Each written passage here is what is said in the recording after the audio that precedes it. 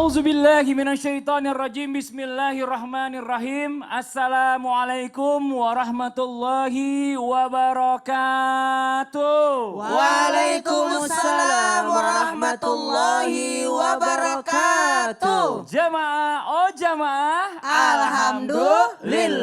Alhamdulillah. Alhamdulillahirabbil alamin. Allahumma sholli ala sayidina Muhammad wa ala ali sayidina Muhammad. Jamaah Islam itu indah yang dirahmati Allah. Ini kalau kita bicara masalah tentang pandemi saat ini ya hampir 9 bulan lebih kita sudah ngerasakan nih ya. Dan banyak banget kejadian jujur aja ya. Bicara masalah tentang makin panjang corona ini ternyata beberapa sebagian dari kita ini semakin sulit mendapatkan kerja. Atau bahkan semakin sulit bahkan mencari rezeki. Nah tapi insya Allah ya Islam itu indah hari ini akan memberikan solusi dari sudut pandang Islam. Ya nanti buat jamaah yang ada di rumah langsung aja nih disiapin aja catatannya ya jangan sampai ketinggalan. Kalau bisa dicatat sampai full mudah-mudahan amalan ini bisa jadi pembuka rezeki. Karena hari ini kita sedang membahas tentang tema 7 doa pembuka rezeki saat pandemi. Alhamdulillah. Nah sebelum kita bahas lebih lanjut kita mau ajak jamaah yang ada di rumah ada sebuah video viral ya. Seorang laki-laki penjual tisu yang mengayuh sepeda dengan satu kaki. Ini tayangannya. Dalam sebuah tayangan video yang dibagikan oleh akun Instagram @makassarinfo pada Sabtu 29 Agustus 2020, terlihat seorang pria mengenakan pakaian kemeja lengan panjang dan peci berwarna putih mengayuh sepeda di sekitar jalan raya. Menurut keterangan, bapak tersebut pada waktu itu sedang melintasi Jalan Kusuma Negara yang berlokasi di Yogyakarta. Sang bapak seperti terlihat dalam video begitu semangat mengayuh sepeda hanya dengan menggunakan kaki sebelah kanan. Terlihat betapa kaki kanan itu berusaha keras mengayuh pedal sepeda ontel tuanya, sedangkan kaki kirinya terlihat kaku dan hanya diluruskan begitu saja tanpa menginjak pedal sepeda. Sementara itu, di belakang sepedanya ada sebuah rak panjang berbentuk kotak yang berisi barang dagangannya. Ya ini Masya Allah ya, walaupun fisik kita terbatas tapi tetap gigih berusaha keras untuk mendapatkan rezeki. Bahwa Allah ini telah berjanji mengenai rezeki bahwa Allah nggak pernah pilih kasih dalam memberikan rezeki kepada hambanya. Katanya orang yang tidak beriman, orang yang tidak taat, tetap Allah kasih rezekinya. Nah tapi jangan sampai salah pikiran juga nih, tiba-tiba ada orang berpikir gini lagi. Waduh berarti nanti kalau misalnya berpikirnya nggak jernih katanya nggak usah ibadah aja deh kan dapat rezeki juga katanya begitu. Ini gimana nih maksudnya perbedaannya antara orang yang dikasih Allah rezeki yang taat sama yang nggak taat silakan. Ya. Makasih, Silakan. mohon izin Ustadz. Assalamualaikum warahmatullahi wabarakatuh. Waalaikumsalam warahmatullahi wabarakatuh. Alhamdulillahirabbil alamin wassalatu wassalamu ala nabiyina Muhammadin wa ala alihi washabihi ajmain amma ba'du. Jamaah. Yeay. Oh jamaah. Yeay. Alhamdulillah. Masya Allah terharu ya melihat seorang bapak ya yang benar-benar berjuang walaupun dalam keadaan fisik yang penuh dengan kekurangan. Maka kita yang di hadapan Allah, insya Allah di hadapan manusia, ada fisik mungkin insya Allah sehat walafiat, lengkap. Jangan malas-malas, benar banget tadi Kak Fadli bilang.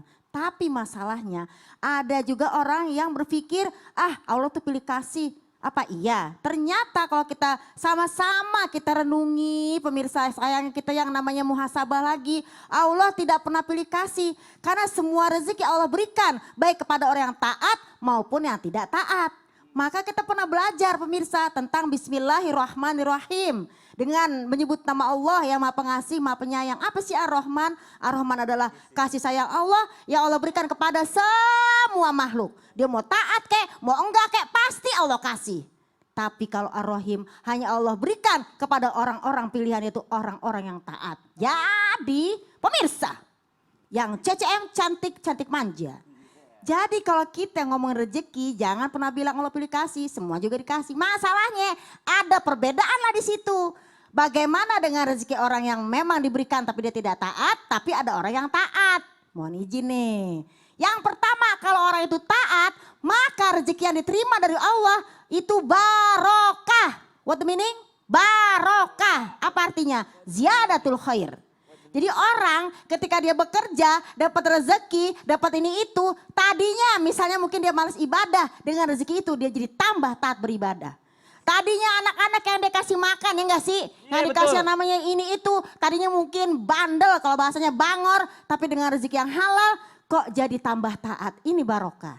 Tapi pemirsa, kalau orang-orang yang maaf dikasih sih sama Allah, tapi Allah nggak sayang. Karena apa? Ditambah dikasih, tapi nggak ada perubahan dalam adab. Nggak ada perubahan dalam akhlak. Inilah dalam hadis nyatakan, innal kafir idza amila amalan hasanatan tumatan fi dunia. Orang yang kufur kepada Allah, dikasih sama Allah, ketika dia berbuat baik, langsung cash balasannya. Tapi innal mu'min, adapun orang beriman sesungguhnya, idza amila amalan hasanatan, kalau beramal baik, bekerja dengan baik, menjaga amal ibadahnya, maka Allah berikan apa? Yadahiru hasanati fil akhirah. Allah simpan kebaikannya di akhirat.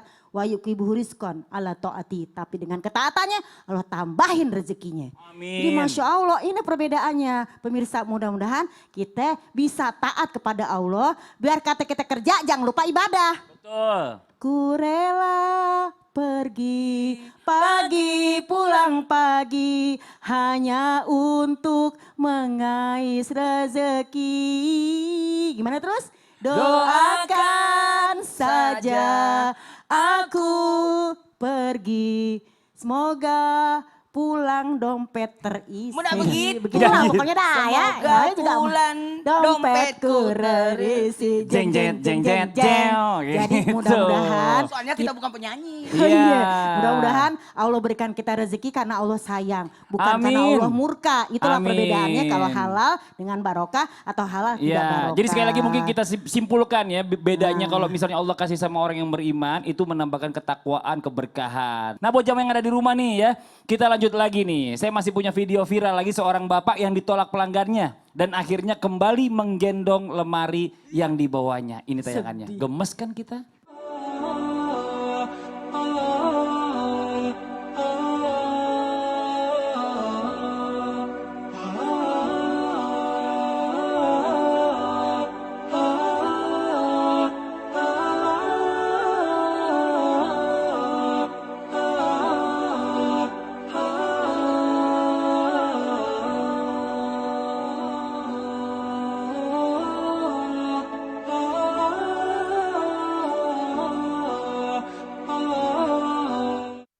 Ya ini kita kalau ngelihat begini kayak hati kita tuh waduh pedih banget ngelihatnya. Greges, Sedih greges. banget gitu loh. Kenapa sih udah mau dibeli kok nggak jadi sampai dibalikin lagi udah ngangkat berat-berat gitu ya kan. Kalau misalnya kita punya hati nurani kayaknya nggak sampai kayak gitu-gitunya harusnya ya. Nah ini Ustadz Maulana nih mau izin nih sebelumnya nih Ustadz nih. Saya mau nanya apakah di dalam Islam orang yang disempitkan rezekinya ini oleh Allah ya diakibatkan oleh orang tersebut juga perbuatannya. Karena mungkin diantaranya pernah berbuat zalim terhadap orang lain. Apakah ini ada pengaruhnya Ustadz? Mau izin penjelasannya Ustadz. Tafadhol. Cerdas banget pertanyaannya. Oh iya dong harus. Bagus. Izin Sasa Lulung dan Sasan. Bismillahirrahmanirrahim. Assalamualaikum warahmatullahi wabarakatuh. Waalaikumsalam warahmatullahi wabarakatuh. Jamaah. Yeay. Oh jamaah. Yeay. Alhamdulillah. Ada dosa yang tidak diampuni oleh Allah. Musyrik, syirik ya, hati-hati. Ada dosa yang diampuni oleh Allah. Dosa-dosa kecil, dosa-dosa apapun, mudah-mudahan kita bisa tobat. Ternyata ada dosa yang tidak dibiarkan oleh Allah. Sekalipun engkau bertobat memohon ampun, apa itu? Dosa berbuat zolim terhadap sesama. Karena kata Allah, engkau berdosanya kepada hambaku. Minta maaf dulu, kembalikan juga perasaannya, kembalikan haknya, baru kau minta ampun padaku. Ini hati-hati yang berbuat zolim. Karena betul tadi kata Mas Fadli, apakah bisa seret? Yalah, kalau orang silaturahmi, menyambung rahimnya, itu akan memudahkan rezekinya, dipanjangkan umurnya. Begitu pula sebaliknya, bahayanya orang yang bersifat zolim bisa menyangkut pada rezeki. Mohon maaf tanpa menggurui, tapi harus saya ingatkan bahwa kalau orang berbuat zolim ini, ketahuilah ada malaikat orang-orang itu. Setiap manusia ada malaikat yang mengikut padanya. Jadi bisa jadi dia tidak marah. Kelihatan kok ikhlas, gak marah. Tapi malaikat yang mengikuti, nggak usah lihat malaikat. Orang-orang aja melihatnya pasti melaknat. Jahat banget itu orang. Pasti. Ini dengan sendirinya Apalagi dalam hal ini ada memang malaikat yang mengikuti manusia yang bisa jadi dia tidak marah karena maaf ya bisa dikatakan mungkin derajatnya lebih di bawah daripada orang yang berzalimi itu karena tidak bisa melawan. Tapi bisa jadi yang marah itu adalah malaikat yang menyertainya. Menyambung silaturahmi, memudahkan rezeki. Maka sebaliknya pula bagi orang yang zalim itu sebenarnya sudah merusak rezekinya. Jalur rezeki karena ingat doa orang yang terzalimi itu terkabulkan oleh Allah. Makanya hati-hati ketika orang berbuat zalim bisa berakibat membahayakan dirinya. Maaf ya, tanpa harus saya ingatkan ini. Bahwa sebenarnya ada orang ketika kita tidur bisa jadi ada yang mendoakan kita. Betul. Iya mendoakan Saya kebaikan. suka mendoakan Ustadz Maulana, ya Allah mudah-mudahan Ustadz Maulana mendapatkan jodoh biar nggak terlalu repot ngurus anak-anaknya sendiri gitu ya kan. Itu kan doanya kita sebagai Iya, teman-temannya. Tapi kenapa jodoh itu?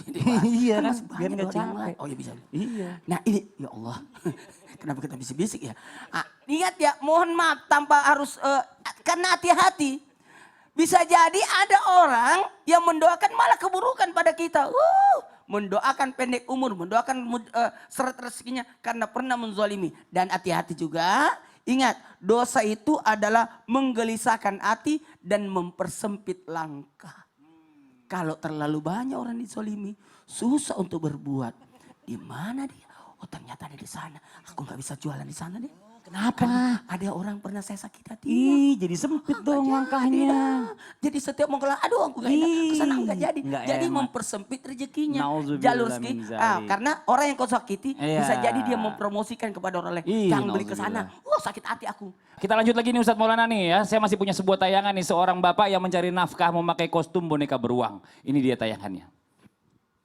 Viral sebuah video TikTok memperlihatkan seorang bapak-bapak bekerja mengenakan kostum boneka di jalan. Video ini diunggah menggunakan hashtag Project Bahagia oleh Windy pemilik akun TikTok @windy_sayap_hati dan founder komunitas Sayap Hati. Bapak jalan kayak sudah lelah banget, tulis keterangan videonya. Kepada Tribun News, Windy menceritakan kisah bagaimana dia bisa bertemu dengan sosok si bapak pada Kamis 19 November 2020. Windy menjelaskan esoknya, ia kembali ke tempat itu untuk menemui Bapak Herman dan memberikan donasi yang telah dikumpulkan. Pria asal Palembang ini menceritakan kondisi tempat tinggal Pak Herman dan keluarganya.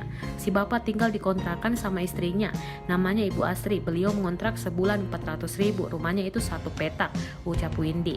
Istrinya itu kerjanya sama kayak si bapak, ibu ini pakai kostum Hello Kitty. Perharinya si bapak sama istrinya bisa dapat 100.000 lebih, kalau pas rezekinya bisa dapat 200 lebih. Ya ini Masya Allah ya, kalau kita bicara masalah di musim pandemi ini kayaknya memang kita harus ikhtiarnya 2 kali lipat ekstranya dibandingkan ikhtiar kita sebelum pandemi. Dan kita tahu banget tadi Bapak itu pakai baju itu tuh rasanya dalam tuh panasnya minta ampun, Masya Allah luar biasa. Nah pernah saya dengar ada doa mustajab yang dibaca pada waktu pagi atau subuh ya, baik dibaca itu ketika hendak mulai mencari rezeki, bisa juga melebarkan ini pintu rezeki khususnya masa pandemi. Dan ada juga orang yang baca amalan itu surah Waqiah pagi-pagi itu benar gak? Makanya mau izin penjelasannya. Siap, Silakan. Guru Ustaz Maulana, Ustazah Lulung, Mas Fadli dan seluruh guru kami yang sedang menyaksikan Islam itu indah. Subhanaka la ilma lana illa ma 'allamtana innaka antal ilmul hakim. Asbahna wa asbahal mulku lillahi rabbil alamin. Salah satu riwayat menceritakan bahwasanya baginda Nabi SAW sering membaca doa ini. Allahumma inni as'aluka ilman nafi'a wa rizqan tayyiba wa amalan mutaqabbala. Ya Allah, kami memohon kepadamu ilmu yang bermanfaat dan rezeki yang baik, lagi amalan atau pekerjaan kami yang engkau terima sebagai ibadah daripada kami hambamu ini ya Allah. Maka jikalau ditanyakan kenapa kok dibacanya di waktu subuh? Karena waktu subuh ini seakan-akan adalah pintu rezeki terbuka. Para malaikat akan mendoakan orang-orang yang senang bersedekah. Para malaikat akan mendoakan, ya Allah hambamu ini sedang berbuat baik kepada saudaranya, maka berikan kepadanya juga rezeki yang luas. Tapi ya Allah haramkan juga rezekimu untuk orang-orang yang pelit kepada saudaranya. Maka ada malaikat yang ikut berdoa. Bersamaan dengan malaikat yang berdoa, kita pun berdoa di waktu subuh. Allahumma inni as'aluka ilman nafi'a. Ya Allah berikan kami ilmu yang bermanfaat. Karena ternyata ilmu yang bermanfaat inilah yang paling kita butuhkan. Bukankah Rasulullah SAW bersabda, siapa yang paling baik yaitu adalah man anfa'uhum linnas. Siapa yang paling baik adalah sebaik-baik kalian adalah yang paling bermanfaat bagi manusia, yang paling bermanfaat bagi sesama. Buat apa ilmu kita banyak hanya untuk menjadi kebanggaan diri sendiri? Buat apa ilmu kita banyak hanya untuk menjadi pride atau kesombongan untuk diri kita sendiri? Tapi ilmu yang bermanfaat inilah yang diinginkan oleh baginda Nabi Shallallahu Alaihi Wasallam. Mungkin ilmunya sedikit, tapi dia bermanfaat karena sebaik-baik manusia adalah yang paling bermanfaat bagi manusia lainnya. Ilmu yang bermanfaat dulu mintanya. Setelah ilmu yang bermanfaat, nggak mungkin ilmu itu sia-sia bagi si punya ilmu. Kalau harta dibagikan akan habis, tapi kalau ilmu dimanfaatkan, dibagikan, dia akan selalu bertambah. Gak mungkin kami berceramah, memberikan tausiah sebagai da'i mubalik tanpa kita membaca dahulu. Karena kita hanya menyampaikan pesan daripada para ulama, para alim. Kami harus belajar lagi, maka ilmu yang dibagikan akan bertambah terus. Dan itu akan menghasilkan rezeki yang baik. Dari ilmu yang bermanfaat akan menghasilkan rezeki yang baik. Dengan jalan apa? Wa amalam mutaqabbala. Dengan jalan pekerjaan yang engkau nilai sebagai ibadah ya Allah. Karena ada juga pekerjaan-pekerjaan yang ternyata menjauhkan kita daripada Allah Subhanahu wa taala. Ada orang yang membedakan antara pekerjaan dunia dan akhiratnya. Ini untuk dunia saya, ini untuk akhirat saya. Tapi sesungguhnya sebagai hamba Allah Subhanahu wa taala, wa ma khalaqatul jinna wal insa illa liya'budun. Tidaklah diciptakan jin dan manusia kecuali untuk beribadah. Harusnya tidak ada perbedaan antara pekerjaan dunia dan untuk akhirat. Dua-duanya semuanya adalah menuju akhirat. Mungkin di mata kita itu adalah dunia, mencari uang itu dunia. Tidak, ternyata mencari uang itu bisa menjadi jalan ke akhirat. Kenapa? Seorang ayah memakai kostum beruang untuk mencari nafkah, memberi nafkah kepada anaknya, kepada istrinya. Apakah itu dunia? Tidak, itu adalah jalan menuju akhirat. Seorang belajar matematika, apakah ilmu matematika hanya untuk dunia? Tidak, kalau dia dengan matematikanya bisa menyalurkan zakat dengan baik, menjadi jalan menuju akhirat, itu adalah ilmu akhirat. Seorang mungkin belajar psikologi, ilmu-ilmu dunia menurut kita, tapi ternyata itu semua adalah ilmu-ilmu akhirat. Kenapa? Karena dipakai jalan menuju lebih dekat lagi kepada Allah Subhanahu wa taala. Maka minta ilman nafi'ah, ilmu bermanfaat, rezeki yang baik, dan juga amalan yang diterima oleh Allah Subhanahu wa taala. Iya, ini Masya Allah. Kalau surat Waqiah gimana tuh dibaca di Kalau pagi surah hari? Al-Waqiah Bagus memang itu. ada riwayat baik siang atau malam hari, maka setiap hari tidak akan pernah dilanda kemiskinan orang Amin, yang ya membaca Allah. surah Al-Waqiah setiap hari atau setiap malam. Wah, Ustadz Maulana, Ustadz Syam dan juga Ustadz Zalulung nih, saya pernah dengar nih katanya Rasulullah ini pernah mengajarkan satu doa ya. Ini bisa mendapatkan rezeki walaupun dalam keadaan sulit, dan menurut riwayat ini doa juga pernah dikasih sama orang yang baru memeluk Islam. Ustadz Maulana mau izin penjelasannya coba. Makoy, setengah-tengah na reko bicara ki masalah doa, Pak buka dalek megalade. Nasabah, iya ini, akan singenna dia malaka. Singenanya Tegai na cocok pada toto to malah saya. Cocok. Pada beda-beda mana Pak Burana. Jadi na reko elo kemana untuk pahalam, Kok saya ibaratnya tangkap dalam. cotot. Ustadz Syam, ini ada saya tangkap kok cuma cotot-cotot doang di otak saya, apa sih Begitu artinya? memang ustazku, kalau tak kalah semangat kiko dong nak kasih keluar semua ilmu nah. Kasih Tapi kamu keluar minjo, ilmuna. apa nak kan ustaz kasumpah yang anje memi. Sama Kamu memang aja minjo. ini mah. Kalau Ustadz Zalulung mungkin coba dibantu, saya agak nggak ngerti ya. Amun tagita nek. Arena rezeki kita arah doa sino langan Nabi selalu ara. Dia mungkin ada ara, Jadi selalu aku ara. sini, Makanya Mak. kita percaya baginda Maaf, Nabi Muhammad SAW. saya berasa lagi di ini, Taman Rezeki Mini. sini. Saya berasa lagi di Taman Mini. Kenande, oh nenek keji. Banyak daerah bahasanya. Udah deh, Makro. nanti. Pokoknya Oke, Mak Guru, ya buat Mak jamaah yang ada di Guru rumah ada jangan sama kemana-mana. baca Kita doa. akan segera kembali lagi tetap di Islam itu Indah. Jamaah. Alhamdulillah. Bahasa Indonesia aja kenapa sih Pak susah amat?